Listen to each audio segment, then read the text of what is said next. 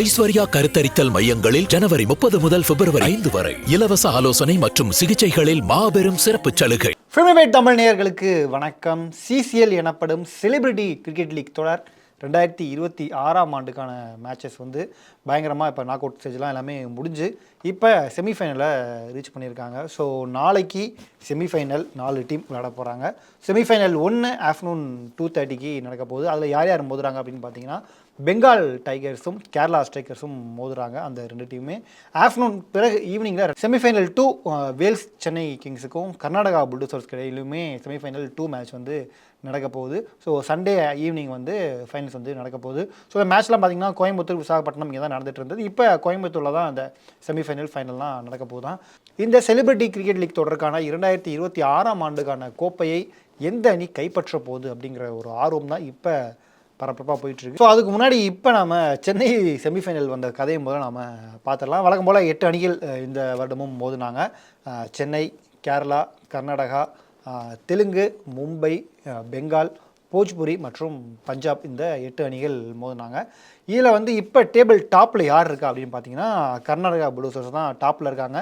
3 match விளையாடி 3லையுமே பயங்கரமாக அவங்க ஜெயிச்சு டாப்பில் இருக்காங்க. அவங்களுக்கு அடுத்தபடியாக பெங்கால் டைகர்ஸ் அவங்களும் 3 மேட்ச் விளையாடி 3மே ஜெயிச்சிருந்துருக்காங்க.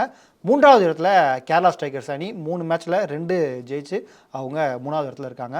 4வது இடத்துல தான் நம்ம வேல்ஸ் சூப்பர் கிங்ஸ் அணி இருக்காங்க. 3 மேட்ச் விளையாண்டு 1 மேட்ச்சில் தான் ஜெயிச்சாங்க. ஆனால் அந்த 1 மேட்ச் ஜெயிச்சதே ஒரு மிகப்பெரிய ரெக்கார்டு. ஏன் அப்படின்னு பார்த்தீங்கன்னா மும்பை ஹீரோஸ் கூட மும்பை வந்து 3 மேட்ச் விளையாடி 3மே தோற்றுருக்காங்க.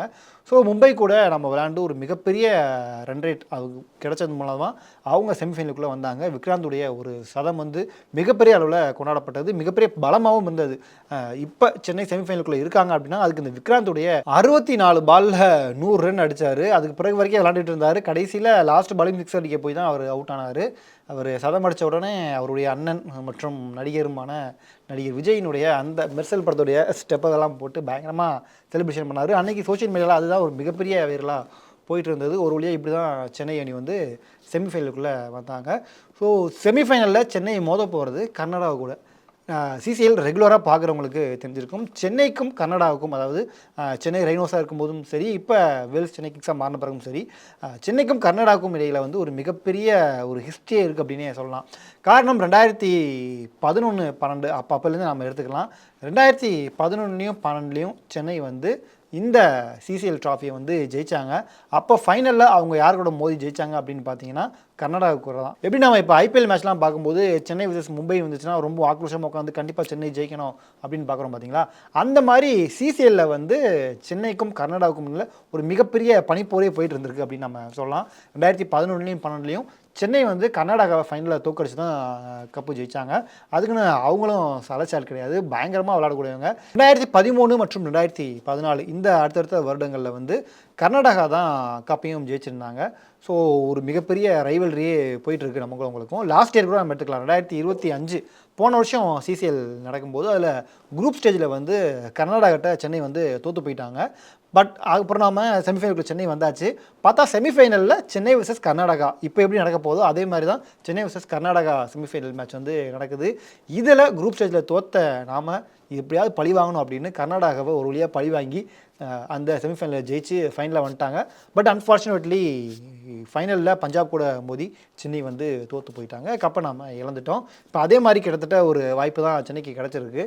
ஸோ இதே செமிஃபைனலில் இப்போ நாளைக்கு ஆஃப்டர்நூன் இவங்க மோத போகிறாங்க. யார் ஜெயிக்க போகிறா அப்படின்றத பார்க்கறதுக்காக ரசிகர்கள் ரொம்பவும் ஆர்வமாக இருக்காங்க. இந்த சீசன் நம்ம எடுத்துக்கிட்டோம்னா கர்நாடகா ஆரம்பத்துலேருந்து நான் சொன்ன மாதிரி 3 மேட்ச் விளையாண்டு 3லுமே ஜெயிச்சு டேபிள் டாப்பில் இருக்காங்க. சென்னை கொஞ்சம் பவுலிங் ரொம்பவும் வீக்காக இருக்குது அப்படின்னே சொல்லலாம். பேட்டிங்கில் கிட்டத்தட்ட விக்ராந்த் மட்டும் தான் நம்பியிருக்கு சென்னை அணி. பவுலிங்லேயும் ரொம்பவும் வீக்காக தான் இருக்காங்க.